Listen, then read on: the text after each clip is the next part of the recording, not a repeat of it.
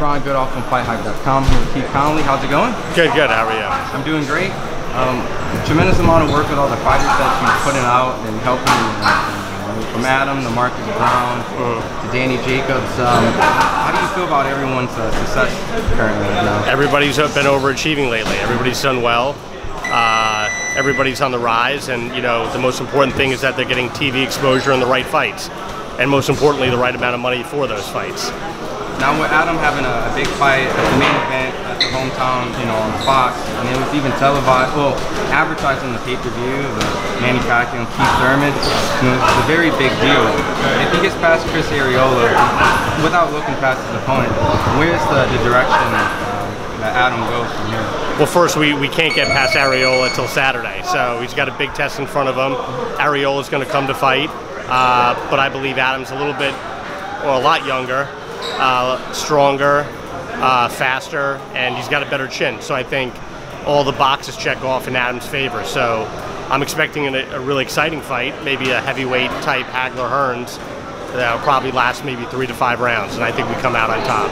After that, we'll see what happens. You know, there's so many moving parts in the heavyweight division, so we'll just have to get by Saturday and see what comes next. Now, I have to ask about the whole Canelo and Derevyanchenko. There was some extensions with the IBF. Is that a fight possibly in the making? It's possible. We're in negotiations right now.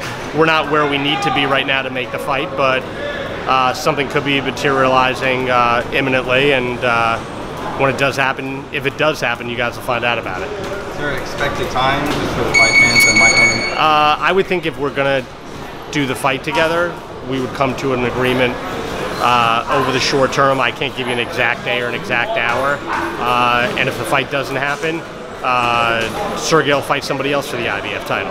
So, potential that Canelo might be stripped of the belt? Well, it's not potential. It will happen. Okay. He will be stripped if if they don't make a deal with our side. We'll see what happens over the next couple of days. If Canelo decides to do like a unification fight, would that still be in jeopardy of the IBF? No, it's too late for that. Okay. That time period ended.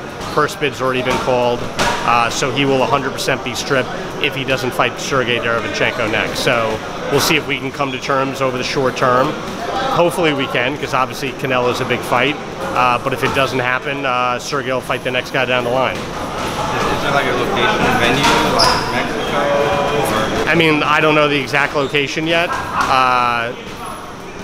I mean, we know where he's fought most of his fights recently, so we'll see what happens. Now with Danny Jacobs, another fighter that you helped progress throughout, moving to 168, is that he'll be fighting in November, either November 16th or November 23rd.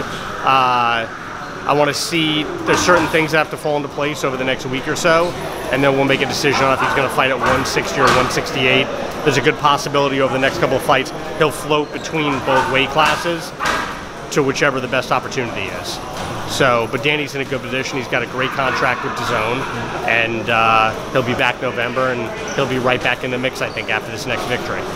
Now, Callum Smith is a champion, 160, it's a possibility on DAZN. Is that a fight that you guys have looked at in the future? That's a fight we've talked about, but that won't happen next, for sure.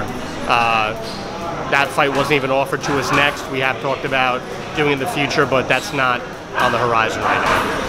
And then lastly, I just have to have Marcus Brown, who's coming up, had a great performance against Bobby Jack. Now he's fighting the former champion Pascal.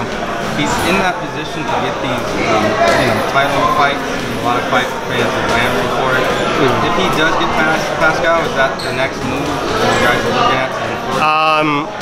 Well, he's the only light heavyweight that really matters right now because he's the only American. Nobody even knows who Vostek is, Beterbiev.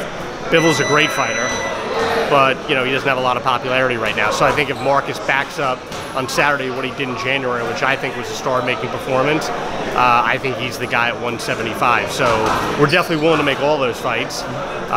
We'll see which one presents itself for the most amount of money. Do you think those fights could be made easily, you know, with the rivalry networks and ESPN and DAZN? Of course, because Al Heyman and I will always do what's in the best interest of the fighter. Al and I have proven that. We'll go across the street if we have to. Al's never stopped a fighter from taking advantage of a good situation, neither have I. So I have relationships with everybody. you know, Al, Eddie, Top Rank. Obviously, I've known Al for 12 years, so me and Al are tight. So, but that's not going to be a problem. If there's a big fight for a lot of money that presents itself, nothing will get in the way.